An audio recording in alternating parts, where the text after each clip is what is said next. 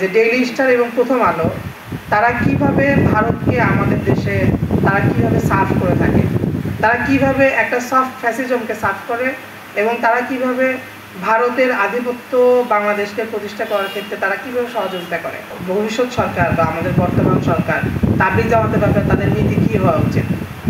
অবশ্যই তাবলিগ জামাতের ব্যাপারে তাদের নীতি হওয়া উচিত যে এখানে ব্যাপারটা শুধুমাত্র অন্তবিরোধ না, বরং এখানে সাদ সাহেবের মাধ্যমে ইন্ডিয়ার একটা হেজিমনি, বাংলাদেশের যে মুসলিমদের ধর্মীয় অঙ্গনে ইন্ডিয়ার যে আধিপত্য, ইন্ডিয়া কিন্তু আমাদের প্রত্যেকটা অঙ্গনে, তারা রাজনীতির জায়গাতে, তারা প্রশাসনে, আমাদের সাংস্কৃতিক অঙ্গনে এবং আমাদের ধর্মীয় অঙ্গনটাতেও তাদের প্রভাব বিস্তারের একটা এরকম চেষ্টা সবসময় তাদের আছে।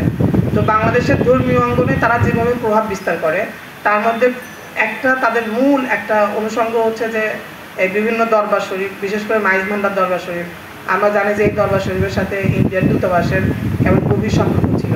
এবং দ্বিতীয়ত এখন এই বিষয়টা আসছে যে তারা সাদ সাহেবের মাধ্যমে এরকম তাবলিগ জামাতের মধ্য দিয়ে একটা প্রভাব বিস্তার করার চেষ্টা করছে। সুতরাং এই সুযোগটা আসলে এই সরকারের দেওয়া উচিত না।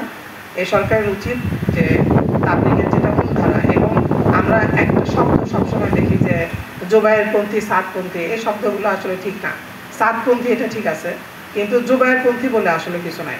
কারণ জোবায়েরপন্থী যেটা তারা আসলে তারা হচ্ছেন যে পরামর্শ সভার মাধ্যমে এই তাবলিগটা পরিচালিত হবে, তারা এটা চান। এটাকে আসলে কোনো ব্যক্তিপন্থী বলা ঠিক না। তো তারা চান যে এটা চিরাচরিত সবসময়ের মতো এটা আলিমদের তত্ত্বাবধানে এটা পরিচালিত হবে। তো এই সমস্ত বিষয় বিবেচনা করে সরকারের উচিত যে তাবলিগের মার্কাজ মসজিদ এবং ইজতেমা এই উভয় বিষয়গুলোই আলিমদের তত্ত্বাবধানে দিয়ে দেওয়া। আলিমরা এটা তত্ত্বাবধান করবেন, আর এই বিরোধটা এটাকে আর জিয়ে রাখার চেষ্টা না করা। আর একটা গুরুত্বপূর্ণ প্রসঙ্গ, খুবই গুরুত্বপূর্ণ, এটা আমাদের মনে রাখা উচিত যে তাবলিগের এই যে সাদপন্থী, এই ধারাটার নেতৃত্ব কারা দিচ্ছে? তাবলিগের সাদপন্থীদের ধারার মূল নেতৃত্বে আছেন হচ্ছে যে ইঞ্জিনিয়ার ওয়াসিফ সাহেব। ইঞ্জিনিয়ার ওয়াসিফ সাহেবের আপন বোন জামাই হলেন ডেইলি স্টারের সম্পাদক মাহফুজ আনাম।